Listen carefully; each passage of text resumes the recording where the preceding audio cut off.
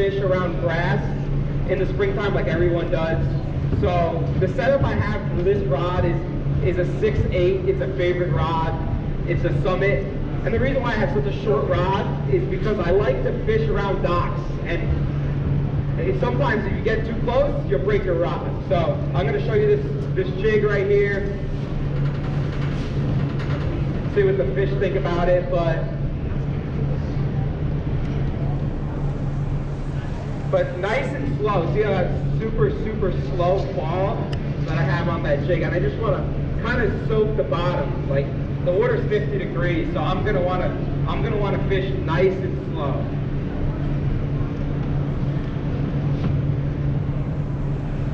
Throw it out there again. Now when the water warms up with the jig, I'm gonna go with a heavier jig. I'm gonna go with a 1/2 ounce or a 3/8 or something like that.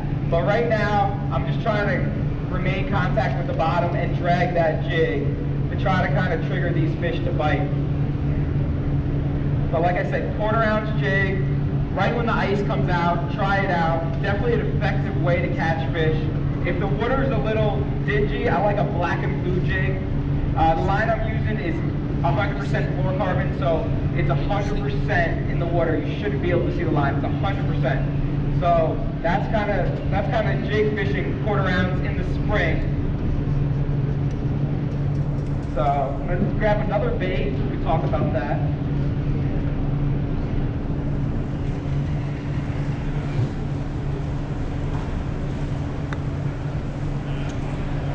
A lot of rods up here. Sorry, a lot of rods up here. Okay.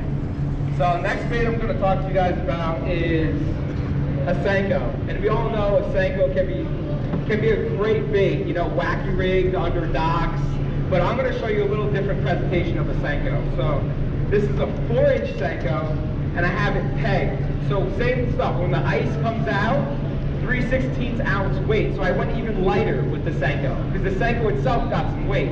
So I went with a 4-inch Senko, 3/16 ounce full of weight, and I pegged that with a bobber stopper. This is really effective through the grass. It comes through the grass very nice. If you're flipping docks, I recommend a jig in the spring. But if you're just trying to target light grass that's just coming up, I like this 4-inch Senko, 3-inch Senko. I like to change the size, change the colors. But this is super effective in the spring for me. Just dragging it on the bottom. So we're going to see what the fish think of this. It's a little lighter weight.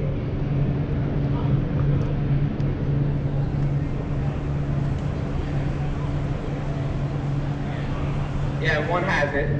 Oh gosh. Shane, am I gonna catch a fish? I mean, it's not. Alright, there you go. That was fun. I wish I could have just caught him, but I think Shane would be a little upset. So, alright, so obviously they like that. And that's everything I'm saying is true because that water is 52 degrees, he just told me. So, this is a perfect bait in the spring when the water is cold. So you see a lot of fish wouldn't let go of it. So let's see. Throw it in there again and see. But like, yeah, this around springtime is ideal, especially when the fish are pulling up to spawn. Even then, I like to throw a wacky rig Senko. But for right now, when that water is cold in the spring, when you guys get your boats out, try this technique right here.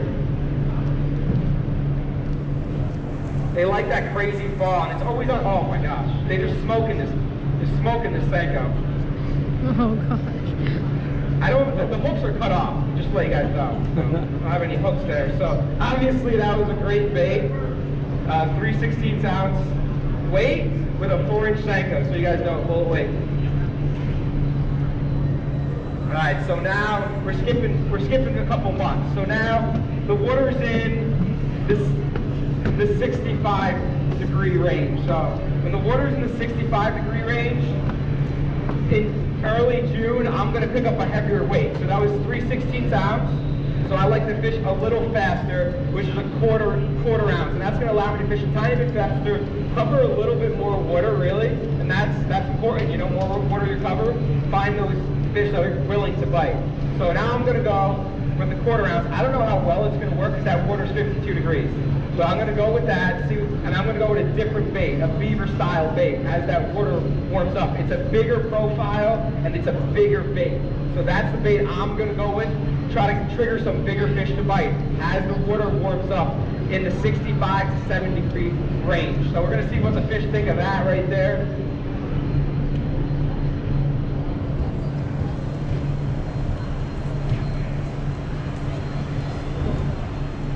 So yeah, I mean, obviously they're active today. I mean, they're chasing this, and that's a heavyweight.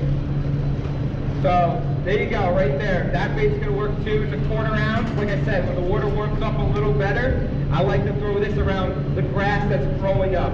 Quarter ounce is a beaver style bait. It's a 4 1/4. Now, if I was fishing for smallmouth in the grass, and I knew there was smallmouth there, I would fish a 3-inch beaver bait. This is a 4-inch beaver bait, so you could flip for smallmouth and fish a 3-inch beaver bait. So this is green pumpkin in this clear water, just like I like.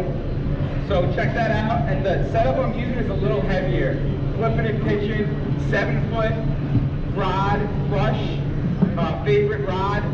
And I got 6 to 6 gear ratio, 6 to 5. It's all the same for me. I mean, that's similar. So, but the rod is bigger, 7-foot rod. I got a heavier weight. I want to be able to penetrate that hook through and get to that fish's mouth. So that's a quarter ounce right there. So now we're in August. So I'm skipping months. So we're going to do August baits now for me.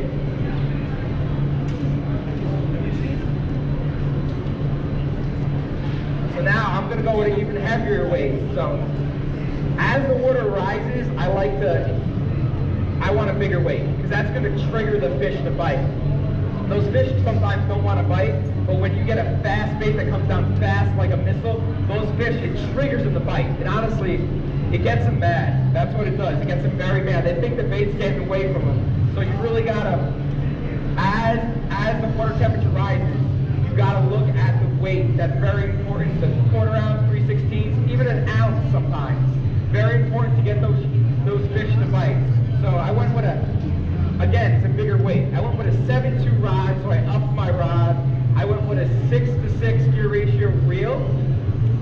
So I upped my rod. The rod's a little heavier. Let's see what they think about the extremely, really fast ball compared to what I had before. Oh geez, dude, they're biting today, man. I want to jack one of these.